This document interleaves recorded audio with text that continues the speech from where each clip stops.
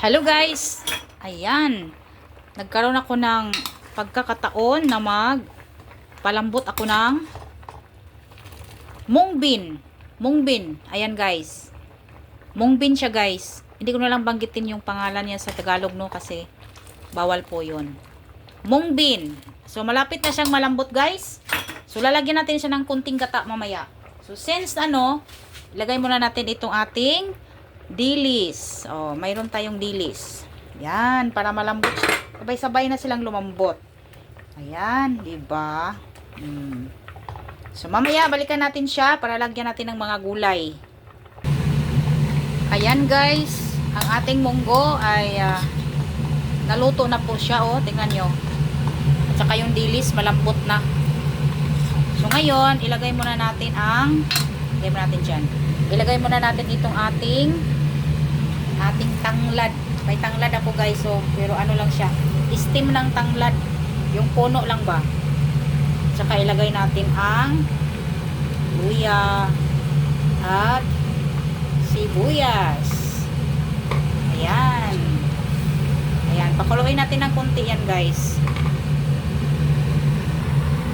Ayan guys, lagyan natin ng konting pampalasa, tapos kaunting asin at kaunting patak ng patis po ito guys, konti lang para ayaw natin ng sobrang alat.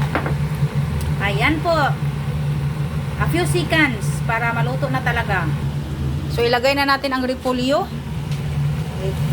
ayan, at haluin natin ng konti.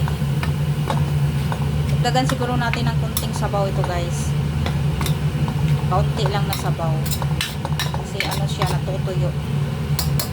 So ngayon, meron tayong maliit na coconut cream. Ito yung sachet na coconut cream. Lagyan natin ng konti lang na coconut. Ayan. Perfect na. Lagyan siguro natin ng konting tubig. Ayan, hot water ang ilagay natin guys para kukulo na naman siya agad. Ayan, ang sarap niya guys. So pakuloyin natin ng konti at magiging okay na siya, lutong-luto na. So ngayon ilagay natin ang itong konting sibuyas. Ayan, meron na tayong munggo na may gata, na may repolyo at dilis, tanglad. Ayan guys, perfect. Ready to eat na, ready to serve na yan guys. Ayan po, thank you for watching everyone. Thank you so much. Ay, pakuluin pa natin ng mga 3 seconds. Ayan, okay na po yan guys. Thank you so much. Bye bye everyone. Thank you.